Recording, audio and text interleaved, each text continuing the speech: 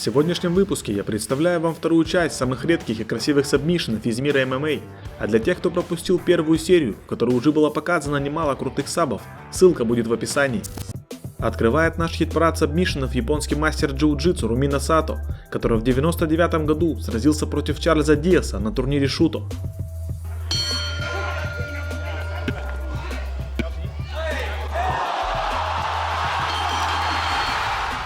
Просто великолепный летающий армбар от Румино и финиш спустя всего 6 секунд после начала поединка.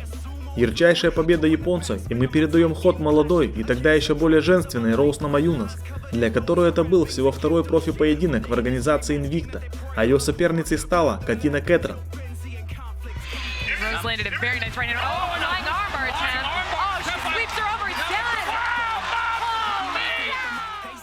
Роуз провела тот же летающий армбар, правда потратила чуть поболее чем 6 секунд, а именно 12. Свой следующий поединок она проиграла, а затем перешла в UFC и спустя 4 года стала чемпионкой. В январе 2016-го бразильский боец Диего Брандау проиграл бой Брайану Ортеге и покинул UFC. Спустя ровно год, в январе 2017-го, он сразился на турнире Fight Night против Мурада Мачаева, и в этом бою также был проведен великолепный армбар, хотя и не летающий. В начале второго раунда Мурад перевел Диего в партер и там обозначил контроль.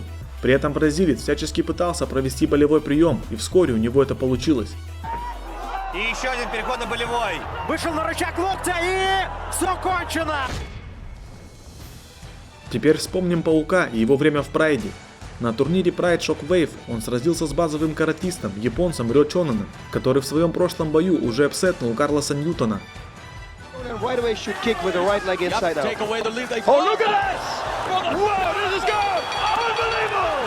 This is beautiful! В этом бою Чонан также решил немного удивить зрителей и экспертов, и в конце третьего раунда провел ножницы, которые завершили скручиванием пятки и победой японца. Этот сабмишен был признан приемом года по версии портала MMA Fight, а Паук покинул Pride и отправился в Cage Rage, при этом на японской земле он провел 5 боев, и 2 из них проиграл, и оба японцев. В августе 2003-го на турнире WES 7 в бою против Ника Джиларди дебютировал мало кому известный боец Джейсон Ван Флю. Выдающихся результатов он не достиг, но его имя все равно на слуху. Dжиларди does few and he's going to get it there. Whoa! Oh! He's in a triangle. He's in a... Ник проводит гильотину, и ему даже удается зафиксировать одну ногу соперника. Но спустя какое-то время рефери понимает, что Ник уже спит и останавливает бой. Это контрудушение на гильотину назвали удушение Ван Флю, а сам Джейсон в 2006 году также задушил Алекса Каралексиса на турнире UFC. Ну а в наше время его дело живет в лице Овенса Сент-Прю, который таким образом финишировал уже 3 бойцов UFC, в том числе и Никиту Крылова.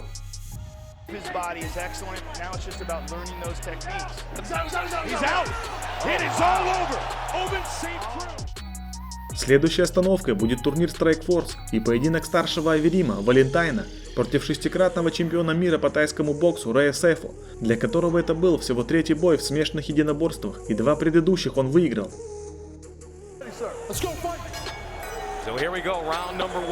Рэй неплохо работал в стойке, но на второй минуте Валентайн провел тейкдаун, и на этом все закончилось. Более опытный Аверим, для которого это уже был 57-й бой, провел прием, который называется бейсбол чоук, и оформил Рэю первое поражение в карьере. Я думаю, все помнят, как Забит Магомед Шарипов финишировал Брэндона Дэвиса, забрав приз сабмишен года в 2018-м. Так вот, этот прием еще называют Сулоев Стрэндж, в честь ныне покойного армянского бойца и пионера ММА Амара Сулоева, и считается, что именно он первым показал миру этот сабмишен. Это был 2002 год и турнир в Голландии Too Hot to Handle.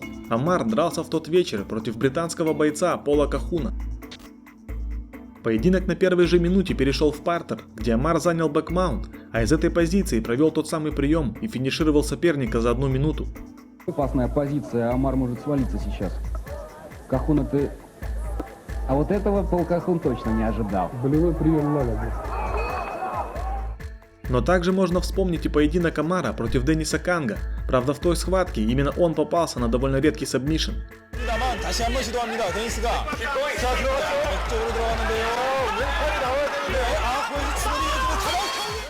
Канг забрал спину, а там, отключив левую руку Сулоева, провел удушение одной рукой.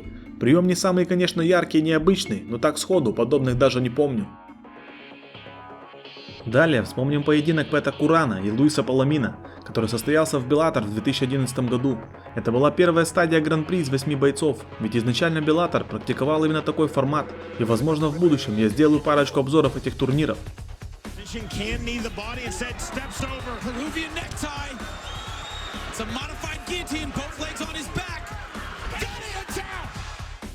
Пэт перевел соперника на канвас, а затем исполнил удушающий прием перуанский галстук, который был придуман перуанским бойцом Тони де Соуза.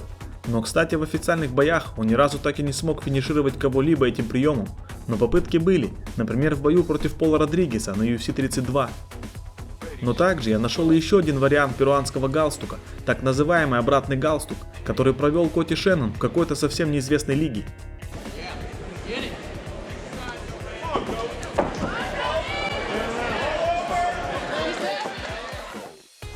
Еще одну нестандартную работу можно отметить в исполнении Феникса Джонса в бою против Роберта Янга в организации WSOF.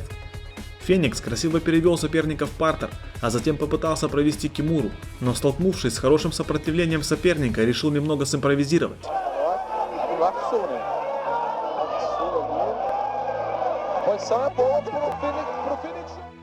Феникс явно был фанатом Сони Блейд, которая таким же способом душила Кана в первой части Mortal Kombat. Правда, Джонс сумел провести этот прием в реальном бою. Ну и напоследок у нас небольшой бенефис австралийского бойца Сумана Махтаряна, который в течение 2017 года провел два необычных и редких сабмишена.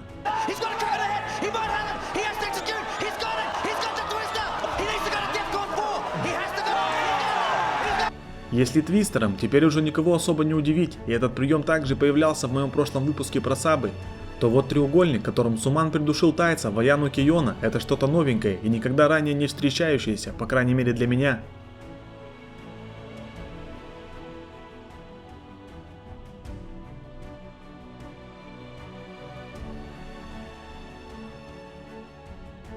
Еще я уверен, что многие напишут про Алексея Олейника и его коронный прием, но он не был включен в эту подборку, потому что про Алексея и его удушающий есть отдельный ролик, который я размещу в описании.